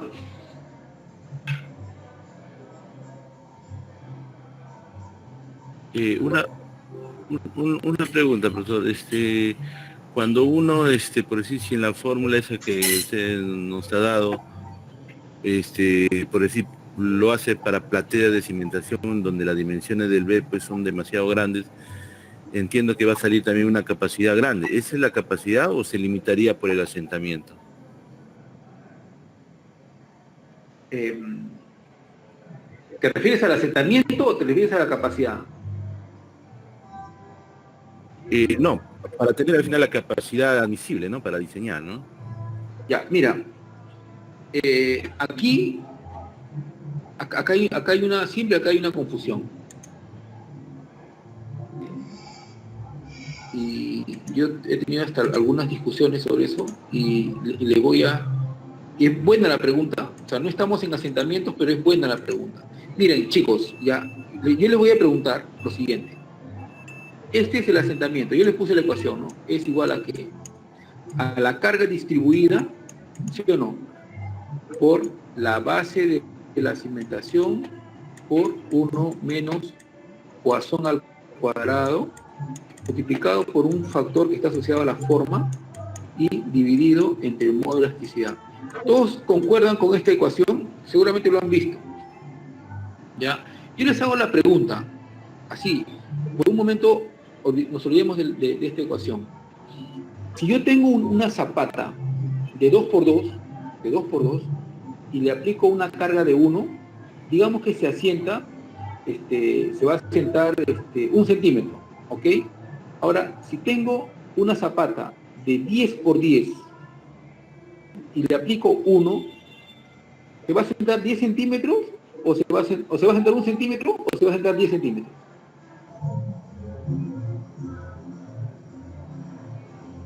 O dicho de otra forma, si le aplico una carga de 1 se asienta como A. Si le aplico una carga de 2, se asienta más o menos.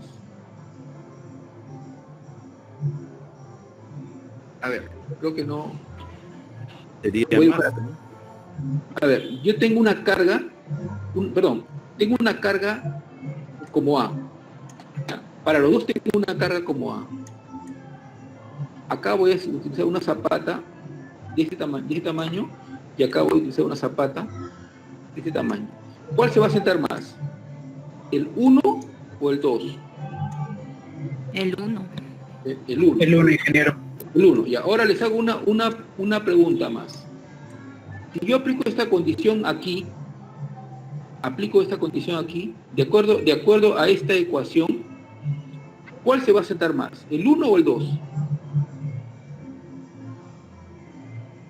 Acá es B y acá que sea pues 4B. Si le aplico aquí a esta ecuación, ¿cuál se sienta más? ¿El 1 o el 2?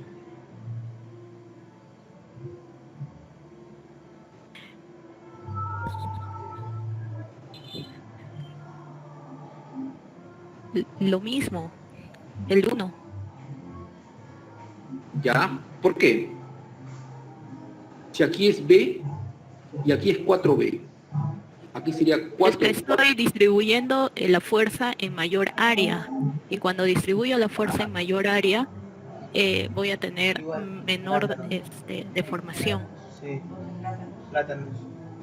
No, pero yo me refiero a la aplicación de la fórmula. Manzana. Pues si seguimos la fórmula, pues la tendríamos más asentamiento en 2, ¿no?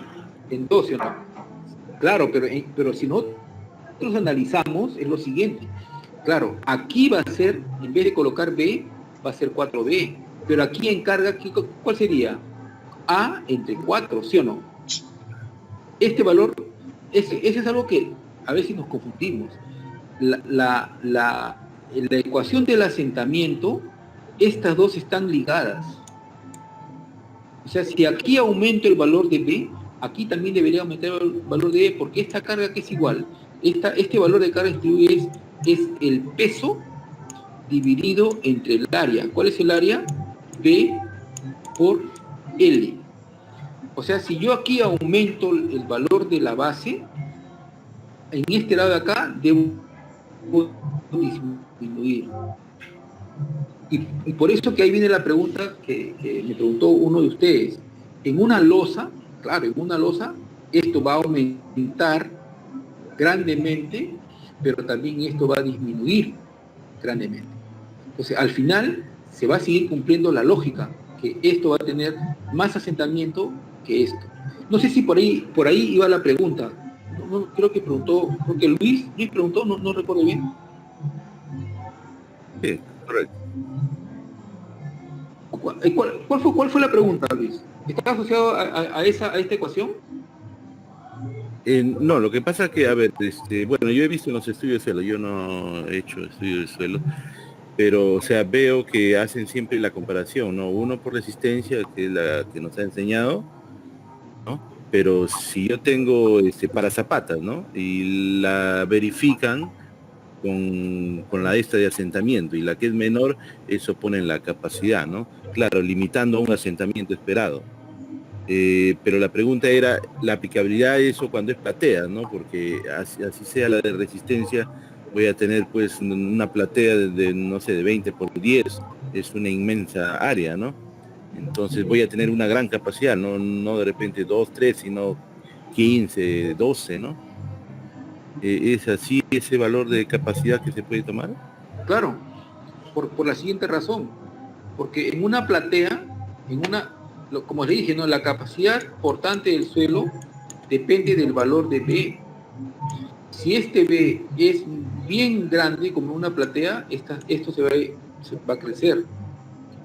Pero lo que pasa es que nosotros, ahí está el error, hay un error que se comete, y ese error se comete cuando se habla, cuando los estructurales nos dicen, yo quiero que mi capacidad, mi carga distribuida, por ejemplo, dicen, no, yo quiero que sea 2, voy a poner así en unidades internacionales, que sea 2 o comunes, ¿no? 2 toneladas por metro, perdón, ya 20 que sea, por metro cuadrado. ¿Ya? Y ellos nos dan esta carga distribuida, y nosotros ¿qué decimos? Decimos lo siguiente, o sea que y aplicamos esta carga distribuida como un valor fijo, ya sea para una cimentación de 2 por 2, o ya sea para una cimentación como una losa, digamos que es de 10 por 10. Lo que nos tienen ellos que decir no es en términos de carga distribuida, nos tienen que decir en términos de carga. ¿Saben por qué? Porque, mira, distribuir una carga de 20 en una zapata de 2 por 2, como carga, ¿cuánto sería? Sería 4 por 20, sería 80. Pero si distribuyo 20 en una zapata de 10 por 10, sería 100, sería 200. Entonces, no creo que su carga sea de 200 toneladas. Entonces, es preferible que ellos nos digan, ¿sabes qué? Dime la carga que tú necesitas, y esa carga yo te lo distribuyo en zapatas, digamos, adecuadamente de acuerdo a mi cálculo. Es el error, acá hay un error conceptual. Claro. Por eso es que cuando a mí me dicen, yo tengo una zapata o una losa de 10 por 10, ¿no? Claro, la capacidad portante, la que resiste, no la que actúa, es un valor alto. Es un valor, porque es lo que resiste. Pero, y si esta zapata yo le aplico, sigo este concepto de 20, aquí va a haber una carga bien alta, y en realidad no es tan alta, porque el estructural me tiene que dar una carga puntual. Y si yo aplico esta carga puntual, tal cual me da el estructural, aquí el esfuerzo que me genera esa carga es pequeñito, y lógicamente la capacidad portante del terreno, bajo esa consideración geométrica, va a superar a esto, ¿no? Entonces, ahí hay un error que se comete en términos de unidades, en términos de efectos, ¿no? Eso hay que tenerlo en claro. No sé si me han captado la idea.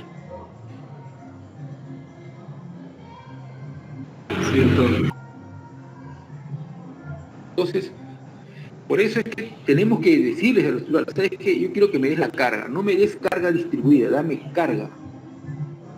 ¿Ya? Porque en todo caso, doctor, también tendría que especificarse si esa losa, digamos, está como rígida también, ¿verdad? También, porque ahí sí ya voy a tener un efecto diferente, ¿no? Se me fue la idea. Bueno, es eso, señores. Les digo, ¿saben por qué ocurre esto? Porque ya me pasó a mí cuando estaba trabajando en obra, porque a veces nos dan las cargas y uno tiene que generar la respuesta rápida, ¿no?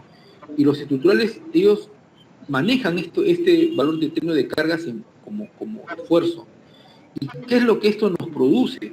Al final, cuando nosotros interpretamos la carga distribuida como una carga puntual, porque eso es lo que hacemos, ¿no?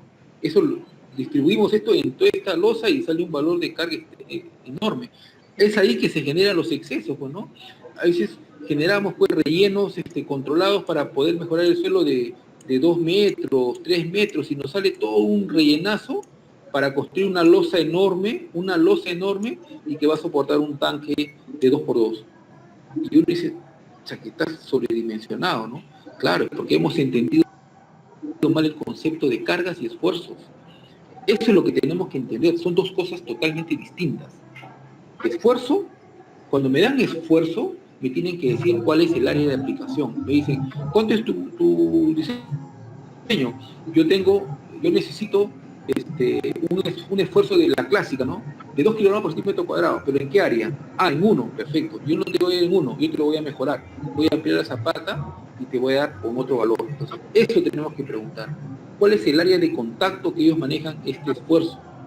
En todo caso, mejor que nos den en fuerza, ¿no? Y ahí sí, la cosa es más entendible.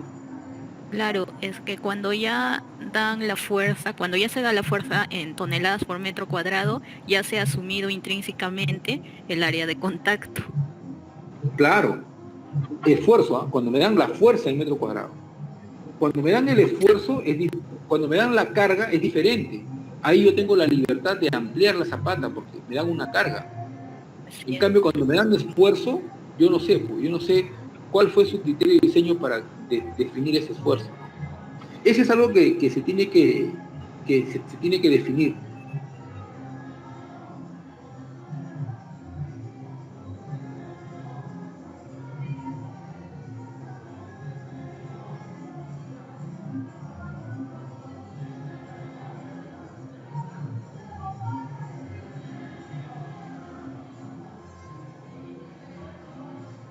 ¿Alguna consulta, señores?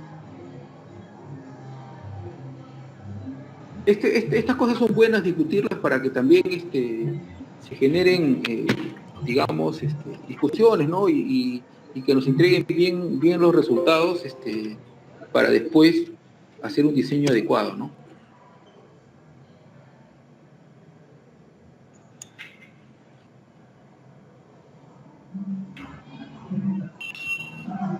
¿Alguna pregunta, señores?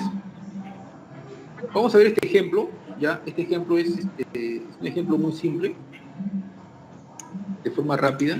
Bueno, acá tenemos un muro de contención. Este muro ya está definido y lo que tenemos que hacer es verificar, ¿no? Entonces, como les dije, ¿no? Esta parte del relleno es un relleno donde el material ya está definido. Generalmente el relleno no se considera que tiene cohesión, por lo tanto es un suelo granular. Y como la superficie es inclinada, la carga está alineada a esa inclinación, entonces el empuje está inclinado. Lo que significa que el empuje lo vamos a descomponer en una fuerza horizontal y una fuerza vertical. Ojo, esta fuerza vertical actúa a favor de la estabilidad, ¿no? Esta es la que actúa en contra, el empuje horizontal. Entonces, como criterio es siempre primero definir el empuje activo y el empuje pasivo. Aquí hay que verificar lo siguiente. Ojo que miren, el material de la cimentación y en este caso también del relleno están considerando cohesión, ¿no? Seguramente acá han rellenado con este material, por eso que se está considerando estos parámetros. Calculo los empujes activos, ¿no? Hay estas formulaciones, ¿ya? Cuando es activo se considera la altura total. La altura total, como le dije, viene desde este punto hasta este punto de acá. Esta es la altura total. Entonces, yo tengo que calcular previamente esta altura, ¿no? Con una relación trigonométrica lo calculo. Después, acá está calculado. Cuando yo tengo el empuje, cuando ya está inclinado, hay unas ecuaciones que están mostradas al inicio de la diapositiva. Voy a estas ecuaciones y calculo el empuje activo, el coeficiente activo. Por lo tanto, puedo calcular el empuje. Entonces, ya conozco el empuje activo. Este es el total. Después lo descompongo en su componente vertical y en su componente horizontal. Acto seguido, voy a calcular el empuje pasivo, perdón. Y el empuje pasivo, como tiene cohesión, aparece esta expresión. Es cuando tiene cohesión. Cuando no tiene cohesión, esto es 0. Como tiene cohesión, este es aparece. Y este valor depende del coeficiente de empuje pasivo, ¿no? En sus dos fracciones. Entonces, esto acá, el empuje pasivo es 45 más phi medios y el empuje activo es 45. Acá no está, pero es 45 menos, el otro es más, ¿no? Entonces, reemplazo este valor, reemplazo acá y tengo el empuje pasivo. Y el empuje pasivo, ojo, que es una fuerza horizontal alineada con la componente horizontal también del empuje activo. Hago mi metrado de cargas. Esto es bien simple. Yo voy a definir cuáles son mis secciones o mis bloques. Aquí en este caso son 5. Aquí están definidos, ¿no? 1, 2, 3, 4 y 5. Esta parte no lo voy a considerar. Entonces, defino para cada uno de ellos, calculo el área, calculo el peso, que no es otra cosa más que este área por el peso específico, ¿no? Hasta aquí es concreto. Acá está este peso específico del concreto, y lo multiplico por el brazo o sea, por la distancia del centro de gravedad de la aplicación del peso propio. Por ejemplo, Solo para este bloque 1, ¿cuál sería la distancia? Sería distancia desde C hasta este punto medio, ¿no? Sería, por ejemplo, 0.7 más, esto de acá a acá sería 0.5 menos 0, 0.7 menos 0.2 sería 0.7 menos 0.5 sería 0.2, o sea, acá sería 0.7 más 0.2 sería 0.9. Acá tengo 0.5, entre 2 sería 0.25, o sea, acá sería 0.15 más o menos. No, 1.15. Esa es la distancia, eso lo podemos verificar acá. Y acá está, 1.15. Entonces ya, así hago para todos, ¿no? Completo este cuadro y multiplico y tengo el momento. Pero también existe el efecto de la componente vertical del empuje, también tienes un momento y calculo. Sumo el momento, estos son los momentos resistentes y estos son los pesos totales. Entonces ya tengo el peso total y el momento resistente. Con eso, fácilmente, con este momento resistente, entra en esta ecuación. El momento actuante es la componente, el efecto del empuje horizontal, ¿no? Activo, y acá lo saco y calculo la expresión. Me sale 2.92. ¿Tiene que ser mayor que 2? Ok. Sigo con mi análisis. Ahora voy a calcular el factor de seguridad contra el deslizamiento. Igual, ¿no? Esto ya es conocido. La tangente de phi también conozco. Multiplico por este valor. B es el ancho de zapata que conozco. Este valor lo conozco. C2 lo conozco y también el empuje pasivo. Conozco todo y calculo y me sale 2.73. Mayor que 1.5, ok. Por lo tanto, lo dejo ahí. Sigo avanzando. Ahora voy a calcular el valor de la capacidad de carga. Es esta expresión, ¿no? Capacidad última entre la capacidad máxima. Y se verifica que la capacidad máxima actuante es en la punta. Calculo la excentricidad. Todo esto lo conozco y me sale 0.04. Es menor que B sobre 6. Entonces, ok. Cuando es mayor, ahí sí tengo que cambiar todo B, ¿no? Y volver a hacer el cálculo. Después, calculo la capacidad por punta, que es por ese efecto de la excentricidad. Me sale estos dos valores, más o menos, tomo el máximo y me sale este valor. Después, ¿qué voy a hacer? Calculo la capacidad portante, pero considerando la carga última, por la ecuación, por decir Meyerhof, donde acá sí el valor de B va a cambiar. Entonces, calculo este valor de B, ¿qué cosa es? El B inicial menos 2 veces la electricidad. La electricidad ya lo calculé, 0.4, me sale este valor, y calculo el empotramiento, ¿no? Considerando el empotramiento, digamos, del muro, y reemplazo en la ecuación, ¿no? Acá reemplazo, calculo también la inclinación, que es la relación del empuje horizontal activo con la fuerza, eso lo vimos al inicio, y me sale 18 grados. Eso lo considero en el factor de inclinación de carga, y de ahí calculo, reemplazo en las ecuaciones. Al final, esto es la capacidad última, va en la parte superior, y la capacidad máxima es este valor de acá. Hago el cociente y me sale 3.3, por lo tanto es ok. Cuando ya cumplen las tres condiciones, puedo decirle que este muro, inicialmente, he considerado, está bien, está diseñado adecuadamente.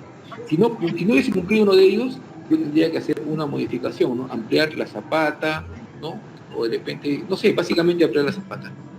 O quizás poner un anclaje si hay un efecto mayor.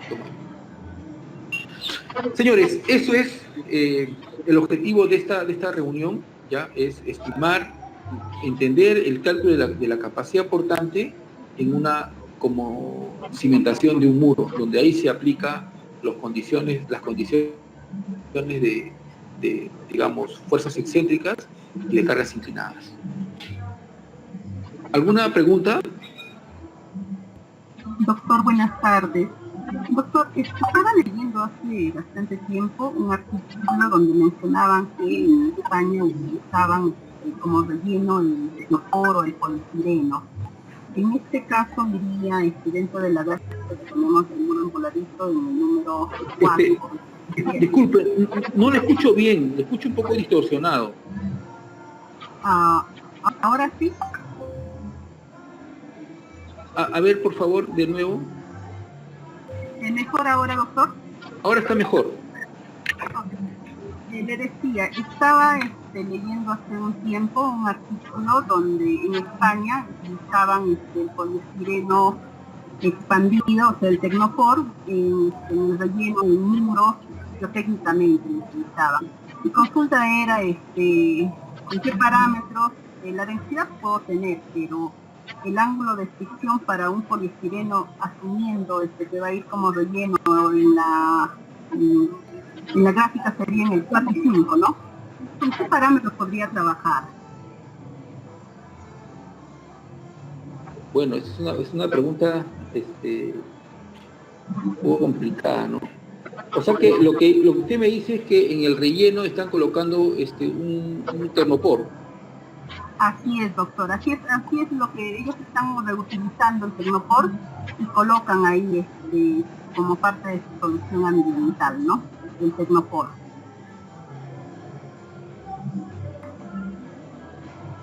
Bueno, en ese caso,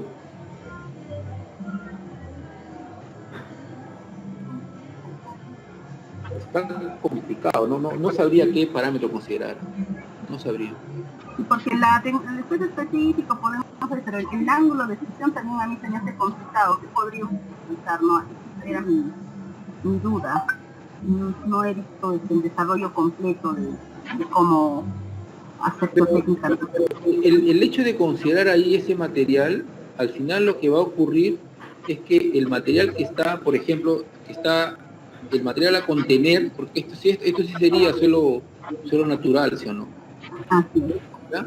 Entonces este material de verdad que va a sufrir grandes deformaciones, ¿no? Porque hay que entender lo siguiente, por ejemplo, ese muro, ¿cuál es la función del muro? Si la función del muro es generar una plataforma, entonces una plataforma, digamos, estructural, ¿no? Ahí no se puede colocar ese material aquí porque ese material es susceptible a grandes deformaciones, ¿ya? Pero si mi intención es una intención de relleno, como relleno, y no me interesa esas deformaciones que se puedan generar aquí, entonces ahí yo creo que el muro va a tener que ser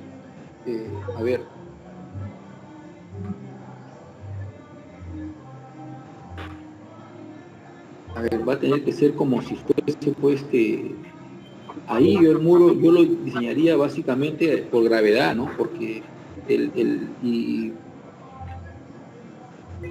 una buena pregunta, nunca había pensado en eso, ¿no?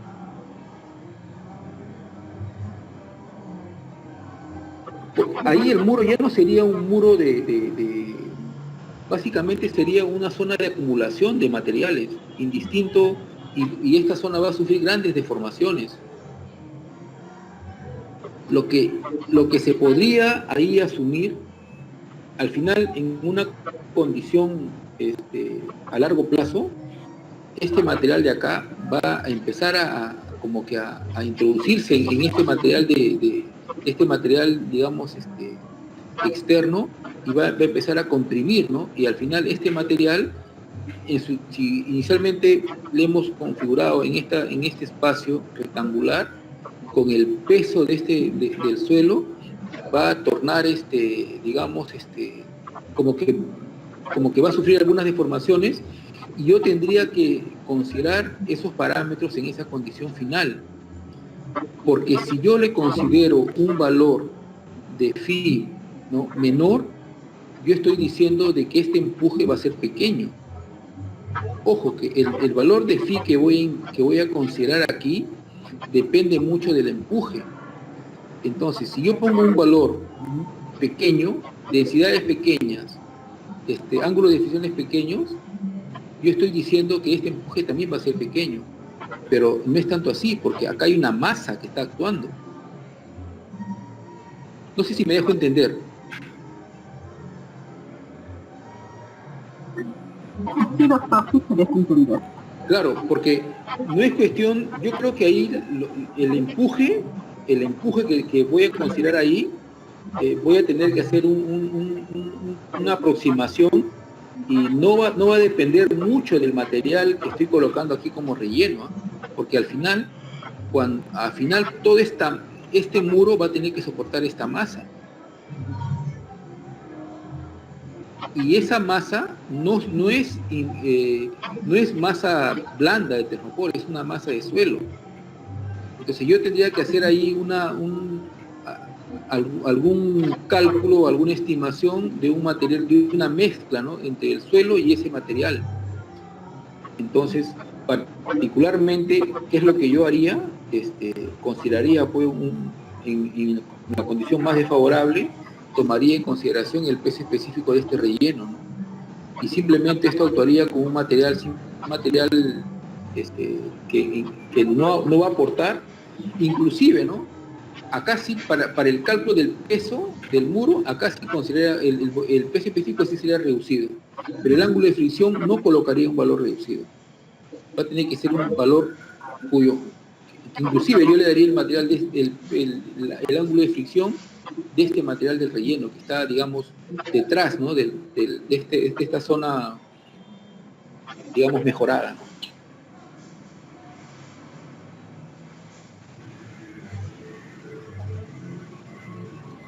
Esa sería mi apreciación sobre ese tema.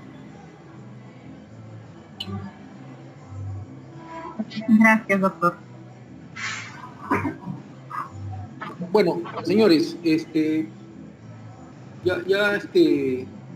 sé si tienen más preguntas.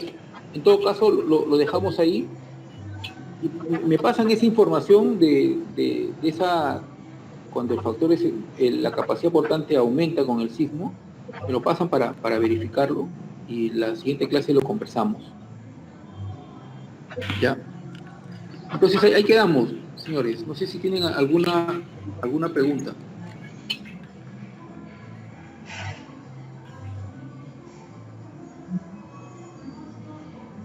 Sí, doctor, aprovechando el tiempo, puedo leerle la parte del reglamento.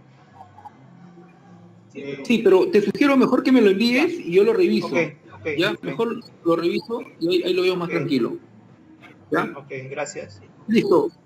Ahí quedamos, ¿no? Hasta la próxima semana. Un fuerte abrazo para todos. Gracias, doctor. Gracias. Hasta luego. Gracias. Gracias, doctor. Hasta la próxima. You are now muted.